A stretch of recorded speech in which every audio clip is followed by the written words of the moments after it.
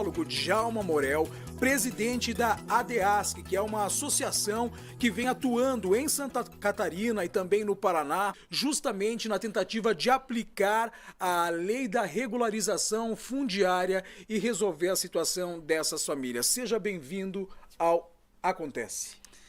Obrigado, Luiz. Obrigado pela oportunidade para debater esse importante tema que é de grande importância para toda a família brasileira.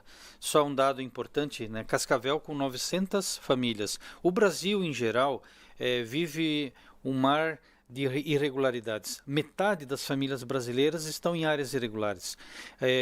Cascavel, inclusive, é um exemplo positivo comparado em números absolutos. Aqui, nosso vizinho município de Catanduvas, metade do perímetro urbano é irregular. Ibema, por exemplo, tem grande parte do seu perímetro também irregular, onde a gente está ajudando o município a superar esse problema. Essa irregularidade toda, no caso de Ibema, que é impressionante, 100% do município estar em situação irregular, diz respeito ao quê? A colonização, a que se deve essa irregularidade? Primeiro, a irregularidade ela tem que ser medida em vários níveis, né? No caso ali, as pessoas que moram na grande parte não têm o título de propriedade. Isso já é uma inconsistência jurídica que tem que ser sanada. Mas, se nós formos olhar o histórico do oeste do Paraná, a colonização e as colonizadoras que aqui chegaram, elas até ordenaram o território, mas não conseguiram titular as famílias ao longo do tempo. As áreas foram fracionadas, e as famílias ficaram sem a possibilidade de registro em seu nome. Também ocorre em muitas cidades, como eu cito Terra Roxa, propriamente Foz do Iguaçu, houve muito parcelamento irregular do solo, ou seja, as famílias foram comprando áreas, às vezes pelo caso de que um fracionador vendeu mais barato do que a lei exigia, as pessoas podiam pagar aquilo, compraram porque era o único meio que elas tinham para adquirir a sua moradia. Isso também é fato. Existem dados aqui de Cascavel que a demanda habitacional é de 15 mil unidades. Então as pessoas acabam comprando o que é mais barato, o que é mais economicamente viável. E aí acabam também gerando essa irregularidade. O fato é que em 2017 foi criada uma lei que permite às prefeituras, aos municípios, aos prefeitos, Luiz, regularizar o seu território. É a REURB. É a REURB, a Lei 17465, que permitiu ao prefeito dar a outorga e levar o cartório e dar à família o título de propriedade para que ela possa melhorar o terreno, ter a segurança de que aquele terreno é dela. E toda família hoje que mora numa situação irregular, o que ela precisa fazer? O que ela pode entender? Ela pode ir até o seu município, solicitar à prefeitura que entre com um pedido de regularização dessa área.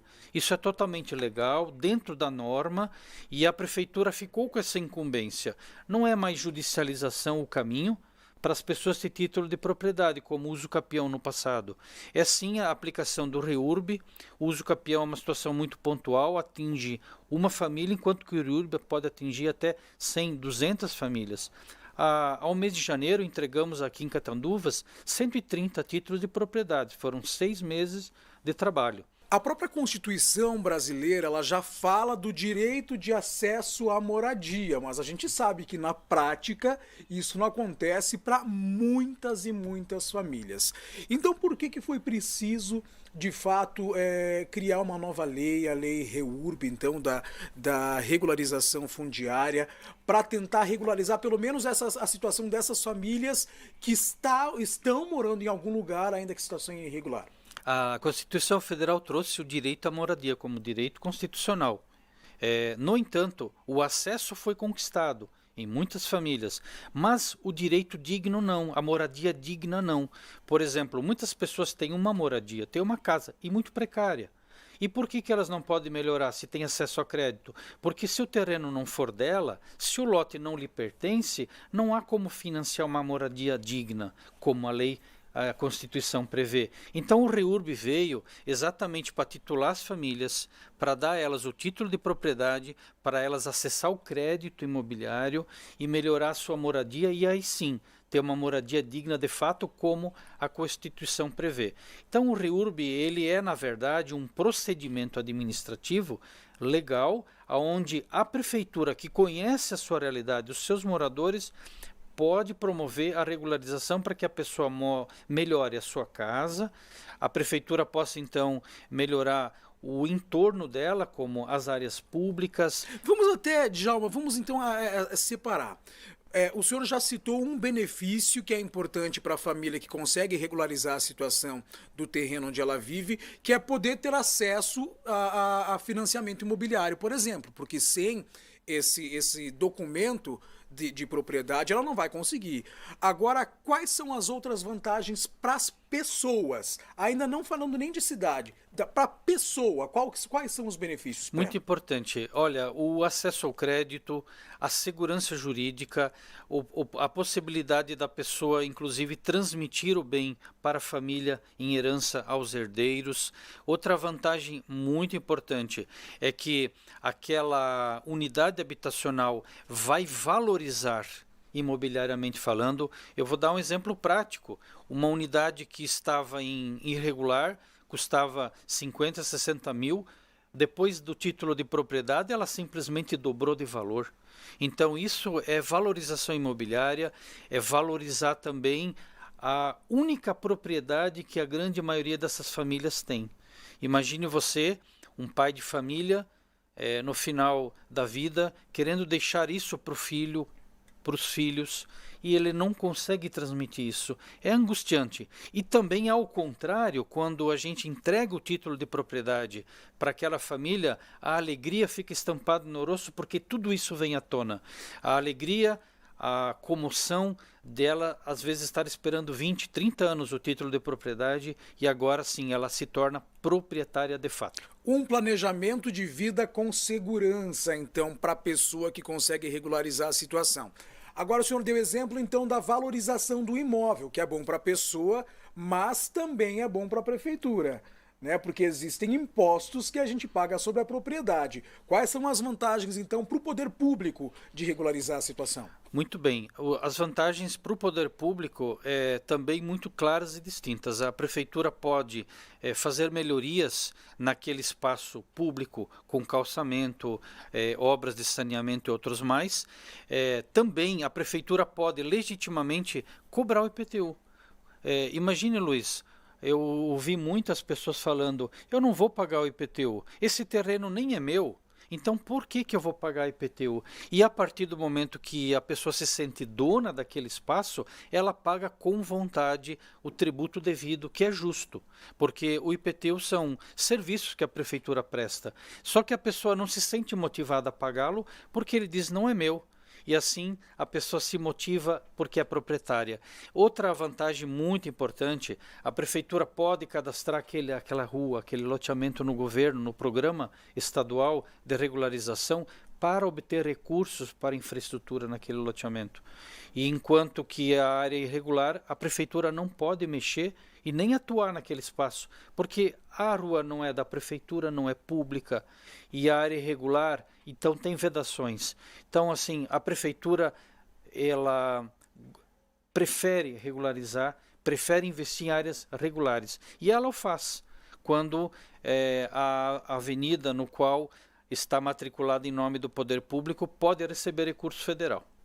E pensando agora na sociedade como um todo, a regularização dessas áreas, ela pode também se refletir em mais segurança, até porque a gente vê que a criminalidade tende a ser maior em áreas de ocupação, em áreas irregulares? É verdade, a segurança hoje é um item muito debatido. Então, imagine você, é muito melhor para o infrator morar num loteamento irregular, porque ali ninguém conhece, ninguém é dono. Às vezes não tem iluminação, não tem iluminação, a rua não tem policiamento, porque é uma área irregular, e assim por diante. Então, quanto mais registrado for, mais segurança necessariamente haverá. E isso é uma cadeia de serviços que aparecem após a regularização inevitável. Então, a regularização ela traz toda uma cadeia de reestruturação daquela vila, daquela comunidade. A nossa entidade é proprietária, e um exemplo claro disso, de vários loteamentos que ao longo dos anos foi se regularizando. Hoje as pessoas são cadastradas, a vila é regular, as pessoas podem acessar crédito, a vila mudou, a vida das pessoas melhorou naquele espaço. Então isso tudo é vantagem para a prefeitura, para o poder público, para o cidadão, e todos saem ganhando. Agora, uma dúvida que eu tenho: qual é o tipo de irregularidade que pode ser regularizada e quais os tipos que não tem como regularizar? 99% dos imóveis podem ser regularizados. Os que não podem ser regularizados são aqueles que estão em área de risco para a família, que já são comprovadamente área de risco, de desmoronamento, que põem em risco a vida daquelas pessoas. Essas áreas requerem remoção em vez de regularização. É caro remover? É caro, mas o poder público pode obter recurso na defesa civil, pode obter recurso a nível de Estado, a nível federal. Mas outra situação que é vedada, as áreas de risco e as áreas que judicialmente já determinaram a não regularização. Salvo contrário isso, toda a área é regularizável.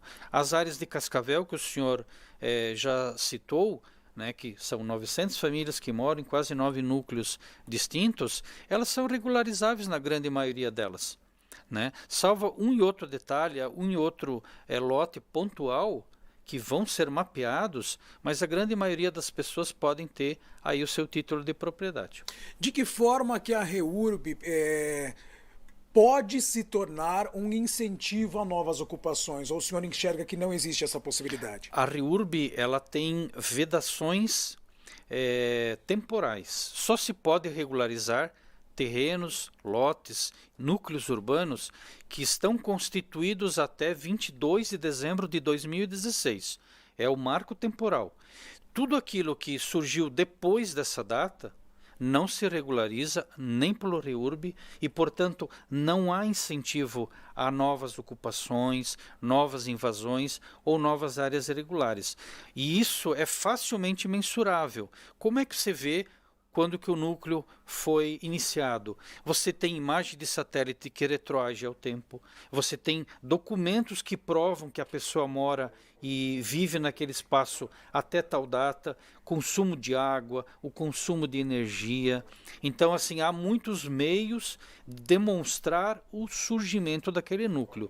Então, a lei do REURB, ela não traz incentivo à ocupação, ao contrário, ela inibe novas ocupações porque ela exige a regularização até aquela data. Mas, por outro lado, ela não acaba facilitando a vida de quem invadiu uma área, por exemplo? Sim, a prefeitura tem a autonomia de definir os conflitos, superar as relações conflituosas, criando uma comissão de mediação conflituosa. Por exemplo, houve uma invasão numa determinada área e o proprietário está questionando quem que tem poder legítimo para intermediar essa ocupação e regularizá-la ou não. É o município, através da sua comissão constituída, geralmente por decreto, e aí a mediação se dá pelo poder público e a decisão também. Como lidar com as questões ambientais, que também são preocupantes, né? Então, muito pertinente essa pergunta, sou mestre em educação ambiental, então essa é uma temática que eu particularmente me envolvo muito. A lei deixou clara, inclusive interferiu no Código Ambiental, lei de 2012.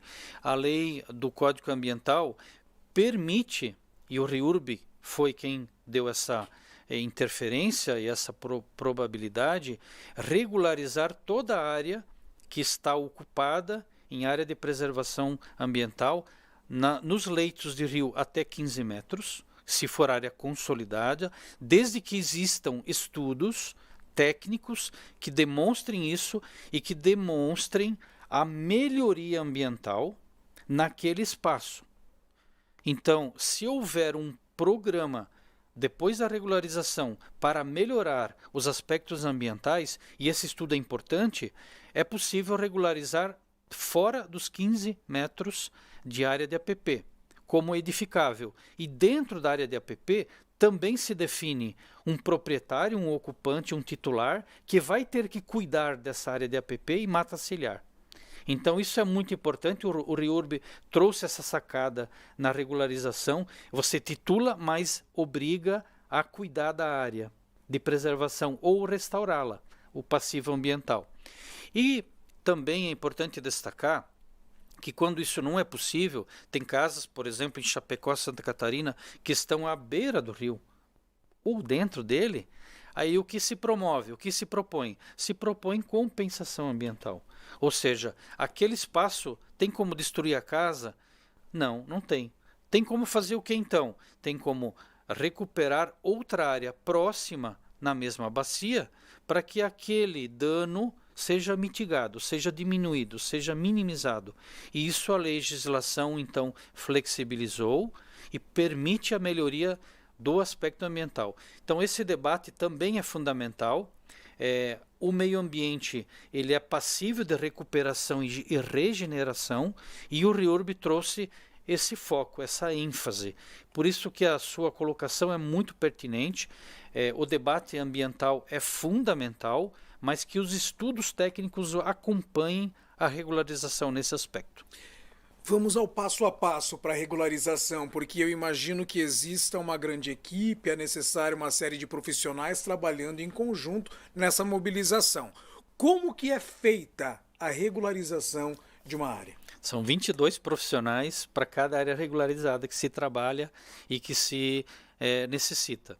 O passo a passo, eles são 31 etapas. São fases distintas, a própria lei trouxe essas fases. A primeira fase é a fase da ampla divulgação, onde o município resolve estudar a área, divulgar esse estudo, chamar a comunidade e propor a regularização. O processo é sempre coletivo, ele nunca é individual, é de todo o núcleo, de toda a área. O segundo passo é cadastrar todas as famílias ali presentes.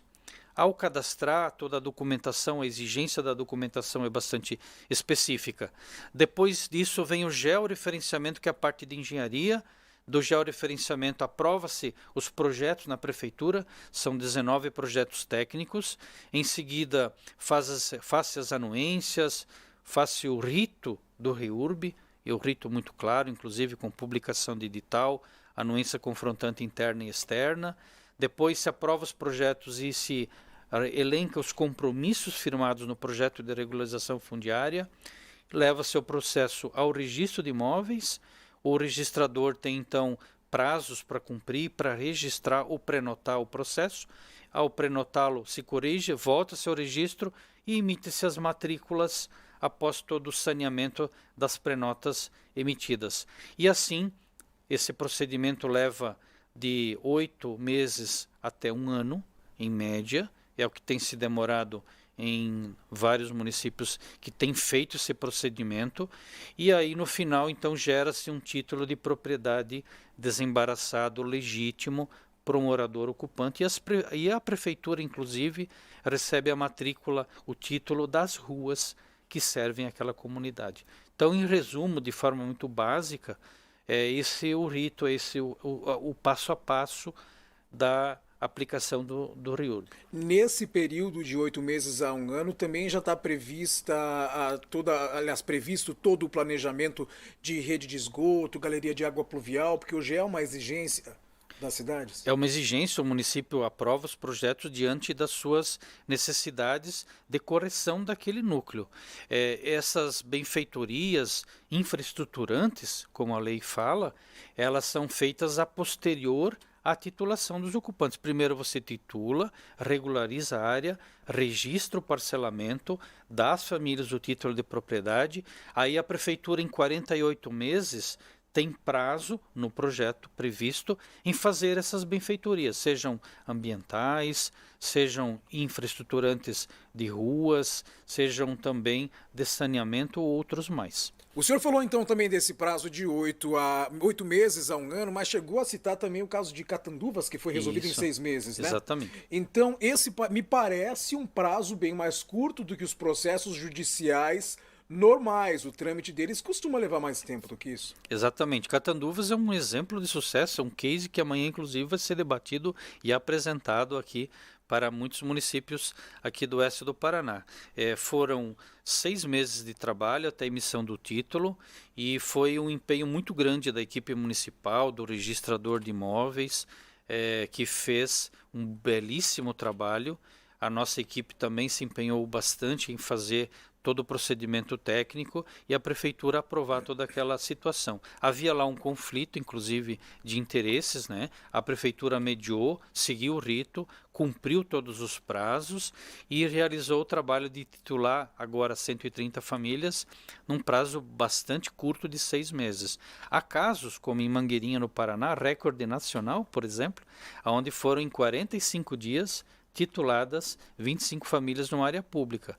Existem municípios que levam 60 dias. São casos excepcionais, mas são possíveis sim de serem solucionados em curto prazo. Mas em média, um loteamento médio com mais de 50 unidades leva realmente 6 meses a 1 ano para serem então totalmente regularizados, sem as obras de infraestrutura antes, com a titulação dos ocupantes e o parcelamento registrado, diga-se de passagem. Em 48 meses é o prazo findo para todas as obras serem aplicadas naquele núcleo urbano. O senhor falou da atuação, então, dessa associação que foi criada em Santa Catarina, mas hoje vocês já expandiram para o Paraná. Onde que vocês têm atuado? Então, nossa entidade, a associação, tem 36 anos de história. Nós atuamos em toda Santa Catarina, no Rio Grande do Sul, e também no oeste e no sudoeste do Paraná. Nós atuamos também na cidade de São Paulo, a convite, pela nossa expertise e experiência. Atuamos em 121 cidades, municípios, e hoje temos em torno de 27 mil famílias em fase de regularização e já entregamos 14 mil títulos de propriedade só na experiência do REURB.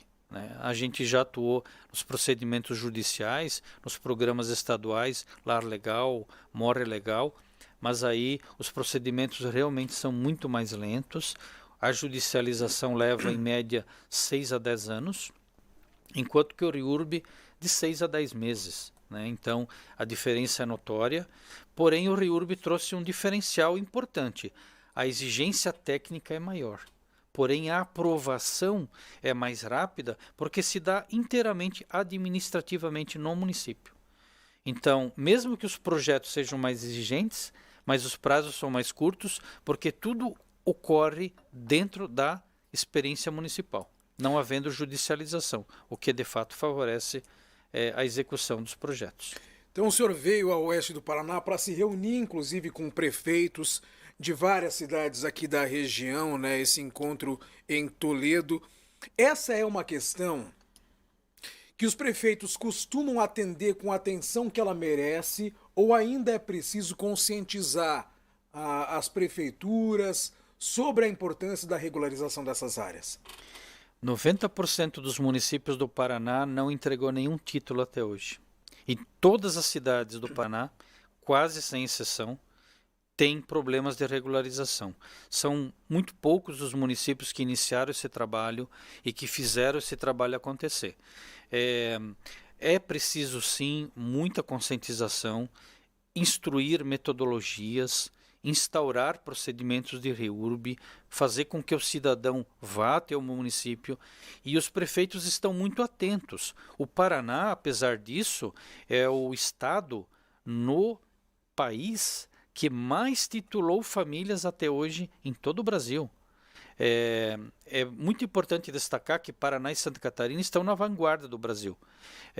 O estado do Rio Grande do Sul está atrasado, nós trabalhamos lá, há muito pouco procedimento já registrado, mas Santa Catarina e Paraná deram grandes saltos e avanços nesse sentido.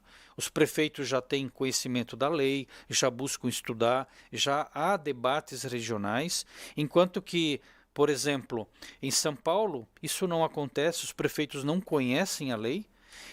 Minas Gerais pouco se avançou e o Nordeste praticamente não existe nenhuma atuação de fato. Então, o Paraná, apesar de ter grande parte dos municípios ainda não iniciado REURB, é o estado mais avançado do Brasil em regularização fundiária, graças às suas atuações, à seriedade dos seus prefeitos, o tamanho dos seus municípios e também o envolvimento da comunidade. Eu sempre digo, o Paraná é um estado, para nós que somos praticamente dos 3 estados, o estado que mais acolhe essa ideia e que mais quer regularizar.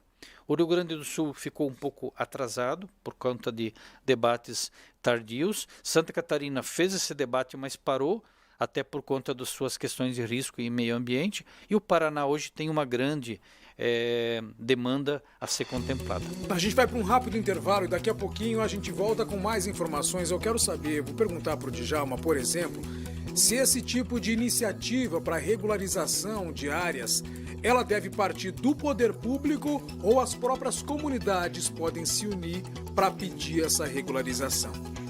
É daqui a pouquinho, aqui no Acontece.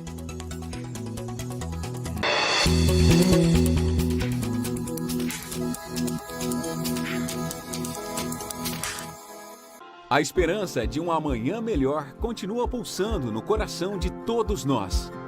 Seguimos cortando as estradas de norte a sul do Brasil, pois a nossa missão é levar você para conhecer novos lugares, novas pessoas, novas experiências.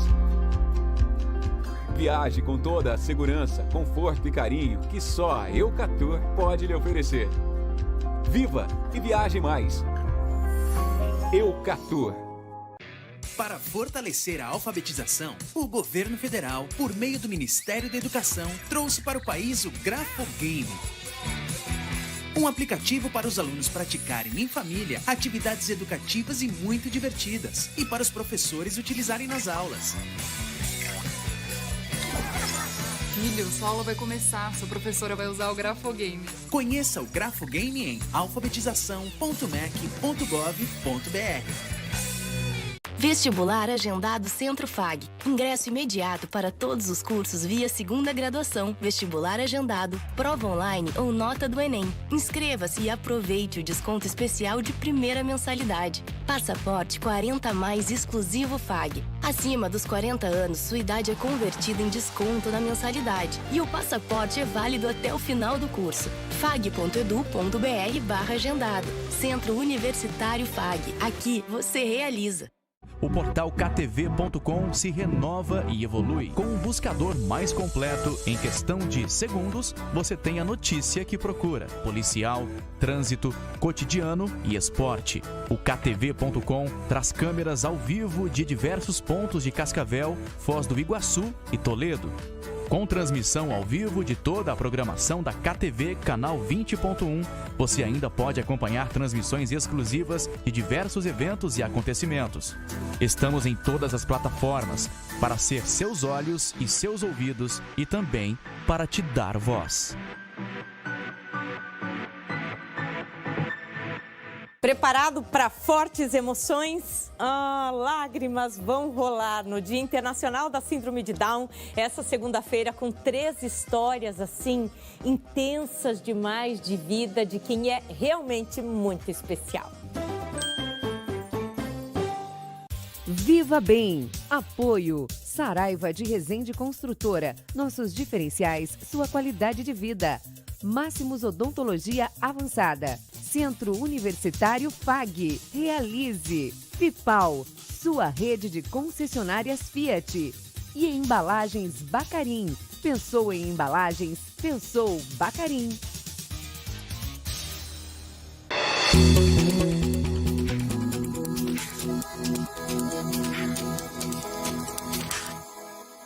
De volta com o Acontece, hoje eu recebo o Djalma, que é sociólogo e tem trabalhado com a questão da regularização de áreas de habitação irregulares no Paraná, em Santa Catarina, no Rio Grande do Sul, e expandindo essa atuação para outros estados, porque, pelo que a gente conversou no primeiro bloco, é uma questão nacional a ser resolvida.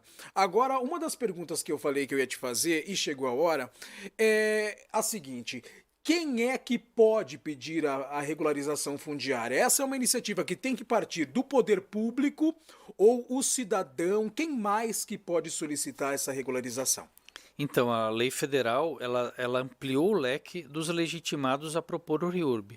Pode a pessoa física, desde que ela esteja inserida no núcleo, pode o poder público, também pode o Ministério Público, no caso de pessoas hipossuficientes, baixa renda, pode a Associação de Moradores propor o REURB, pode também propor associações e entidades como a nossa DEASC, que são especializadas em regularização fundiária. Ou seja, o leque é bastante amplo, mas deve propor o REURB, deve acatar a proposta o poder público municipal. O município não pode se furtar a receber os projetos, receber as propostas, receber as demandas, e ele não pode também, inclusive, simplesmente não ver um problema social. Deixar isso de lado é, de fato, algo que o poder público municipal não pode. Então, a pessoa pode propor e o município deve acatar, analisar o pedido, analisar o projeto, verificar na lei se há enquadramento daquela área para regularização e, se for, levar os procedimentos adiante. Eu sempre digo, as pessoas querem regularizar, elas precisam do título, elas querem ser dona do seu espaço de fato e de direito. E às vezes alguns fatores motivacionais. Por exemplo, no litoral catarinense existia um loteamento na cidade de Arroio Silva, as pessoas não tinham luz porque a Celesc, no caso concessionária de lá, não conecta em área irregular. E aí as pessoas começaram a se mobilizar. Eu quero luz, eu quero ligar uma coisa bem prática, eu quero o meu fornecimento de energia e aí eu preciso regularizar o meu terreno. Então foi uma demanda pontual. Aí foi proposto o REURB, a prefeitura acatou e hoje as pessoas têm lá luz, faz 6 meses que regularizamos a área. A Celesc foi lá e conectou a eletricidade de todas as unidades habitacionais lá existentes, mais de 300 famílias. Às vezes as pessoas têm problema de calçamento, tem problema que querem o calçamento, mas a prefeitura não pode intervir e nem agir naquela rua irregular. Às vezes as pessoas estão em conflito, sequencialmente mandatos de desocupação diária, e aí as pessoas querem o título para se sentir seguras no seu espaço de moradia tão sagrado que é o lar de cada família. Então, assim, os motivos são bem variados que levam as pessoas a propor e querer o REURB. Mas eu diria que o motivo mais importante, que às vezes as pessoas acabam não percebendo, é a valorização imobiliária, a segurança jurídica e a dignidade da pessoa humana em morar num espaço digno e pleno para sua família e para si. Djalma, por a gente falar de REURB, leva a entender que a gente está falando de áreas urbanas, se limita à questão urbana. Hoje sim, a REURB ela trouxe muito mais ênfase à questão da regularização urbana. Existem procedimentos previstos na lei do REURB também para áreas rurais, mas isso ainda não foi totalmente vencido e sancionado na lei federal. Ainda há muito debate para a questão rural, a legislação ainda não está totalmente madura. Os estados têm tomado iniciativa, mas apenas têm dado certificados de posse e não títulos de propriedade, o que é bem diferente. Enquanto que a regularização fundiária urbana não. Ela dá de fato o título de propriedade, matrícula atualizada, desembaraçada e legitimada ao ocupante e morador. Então, a REURB de fato é um apelido que a lei se deu, no próprio escopo da lei, mas ela foca mais o urbano. A questão rural, é importante destacar que o INCRA assume essa postura mais como protagonista, mas o município também pode chamar para si essa responsabilidade, georreferenciar as áreas, certificar as famílias para que elas possam buscar o seu direito ou por uso capião ou por outras medidas jurídicas e ter o título de propriedade definitiva das posses de áreas rurais também. Não é pela medida do REURB. Aí são outras legislações, mas o REURB focou de fato na questão amazônica, depois recuou e hoje avançou muito na questão urbana. Provavelmente porque a demanda era muito grande, maior, e aí o cenário nacional, a questão política do Congresso, resolveu valorizar a regularização urbana, que é onde a maioria das pessoas moram em nosso país. Já uma outra questão. Você havia comentado que o termo uso capião já nem se aplica mais tanto. Hoje o REURB acaba substituindo. Qual é a diferença? Por que existe essa diferença? Existe um entendimento em muitos tribunais de justiça e muitos órgãos do Ministério Público de que em área da irregular cabe a legislação federal do REURB e não uso capião individual. Porque, veja, analisando de forma muito clara e fria e específica, o uso capião ele envolve uma família, enquanto que o REURB, e apenas para titular, enquanto que o REURB ele resolve o problema de toda a comunidade, de todo o núcleo. Além disso, resolve o problema das ruas, dos acessos, da questão ambiental e da questão da infraestrutura ausente. Então, o REURB é uma peça jurídica de regularização muito mais completa do que o uso capião. O uso capião, ele cabe sim, ele ainda está valendo em vigor na questão do Código Civil, mas ele é muito mais focado para as áreas já regularizadas, aonde apenas falta o título de propriedade àquela família, aquele morador individualmente. Aí cabe o uso capião. Lembrando que não cabe o uso capião à área pública, por exemplo, em loteamentos públicos, o uso capião não é possível, até porque a lei veda. Aí cabe sim a legitimação fundiária através do REURB. Veja, a diferença é muito grande. O REURB contempla todos e o uso capião contempla uma ou duas famílias pontualmente. No bloco anterior, a gente chegou a falar dessas questões que a gente tem visto com cada vez mais frequência, especialmente no noticiário, quando ocorre uma enxurrada dessas típicas de verão, e aí uma montanha inteira vem abaixo, acaba dizimando famílias inteiras, matando muita gente que também vive em áreas irregulares, nas encostas. O REURB é uma maneira também de trazer essa proteção para evitar esse tipo de tragédia? Sim, o REURB ele não é admitido em áreas de risco notadamente já mapeadas. As grandes áreas de risco mapeadas no Brasil existentes, elas estão muito claras para a prefeitura. As áreas de risco, por exemplo, em Gaspar, no Morro do Baú, no Rio de Janeiro, que recentemente viveu uma tragédia. Essas áreas não são passíveis de regularização, as pessoas estão lá, elas precisam ser sim incluídas num plano de remoção. O REURB pode mapear, legitimar as famílias que estão fora da área de risco, mapear as pessoas que estão em área de risco para remoção, mas não para legitimá-las lá naquele espaço.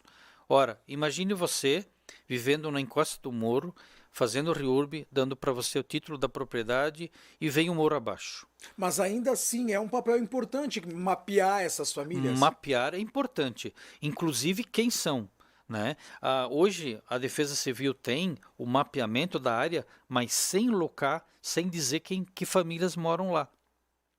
A prefeitura e o REURB poderia sim mapear as famílias e pensar num plano de remoção para uma área nova, para uma área que venha a ser um outro espaço não de risco, para que aquela família possa viver plenamente com dignidade, como a legislação prevê.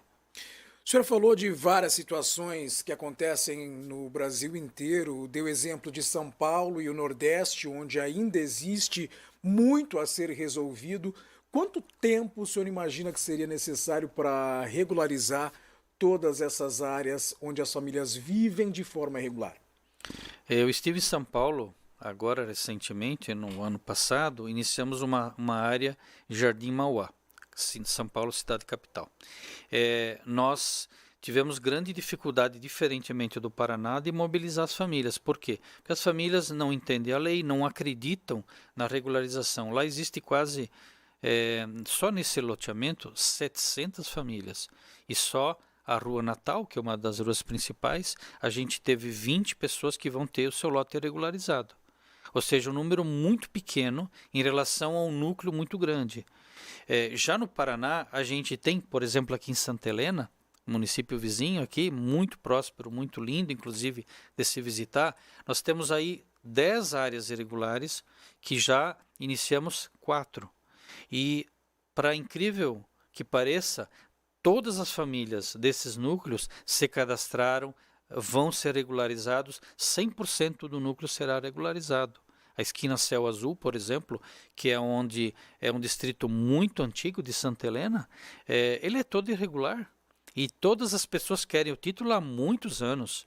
Então, acredito que todo mundo vai querer se regularizar. Então, falando a nível de Brasil, eu diria que se tivesse esforços do governo federal, do governo do estado e das prefeituras, nós levaríamos, em média, nesse ritmo, uns 25 anos para regularizar todas as áreas hoje irregulares do país, somente através do REURB. Em termos de custos, quanto isso é necessário em dinheiro para uma prefeitura, por exemplo, regularizar uma situação? No caso de Cascavel, 9 áreas irregulares, 900 famílias. O custo médio da regularização de um terreno, seja pago pela prefeitura ou pelo morador, é em média R$ 2.000 a R$ 2.500 por lote, por terreno. Esse é o custo operacional da obra, do serviço, do processo técnico. Sem contar, no REURB existem as taxas de cartório, que também, em muitas vezes, imputam em média 500 a R$ 1.000. Então, se for olhar as taxas de cartório mais as custas do procedimento, é R$ 3.000 que se custa para fazer a regularização de um terreno. No social, é isento as taxas e no especial as taxas devem ser pagas ao registrador de imóveis.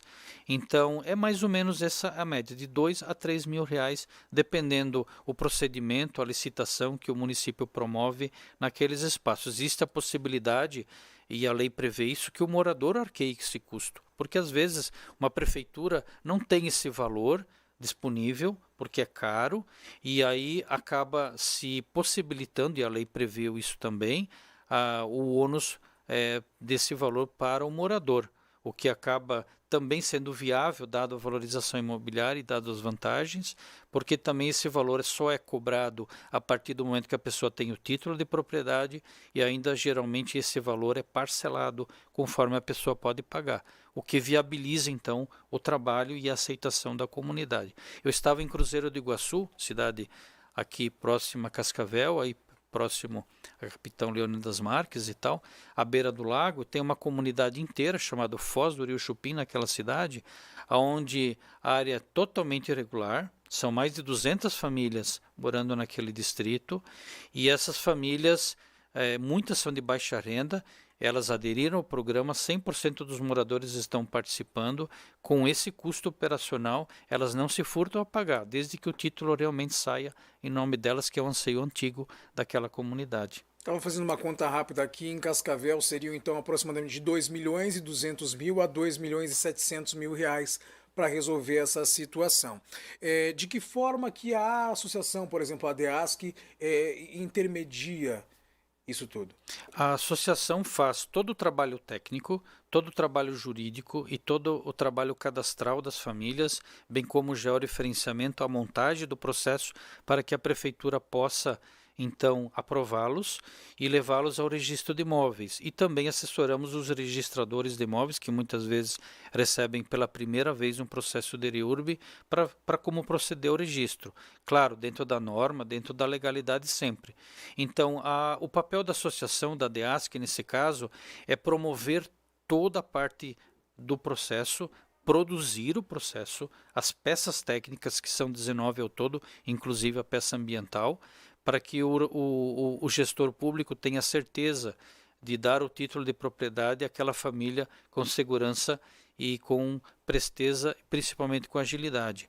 Então, o serviço da DEASC, por exemplo, é contratado normalmente por prefeituras, ou essas entidades próprias de moradores também podem contratar o serviço? Sim, ali em Porto Alegre, por exemplo, onde a gente trabalha com muito afinco, os próprios moradores tomaram iniciativa porque a prefeitura recebe os processos prontos e ela não vincula com nenhuma entidade ou empresa.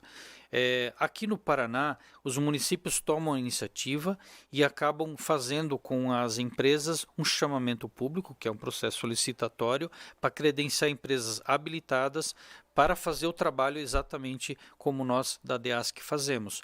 Então, as prefeituras aqui no Paraná geralmente fazem um edital, veem um problema, identificam a demanda e como não tem corpo técnico para promover todo o procedimento, acabam terciarizando isso e ao morador fica então o papel de fazer o pagamento, geralmente lá no momento da entrega do título de propriedade. O senhor considera essa questão de posse, né, dessas áreas, da regularização dessas áreas, uma questão essencialmente social, ambiental, estrutural?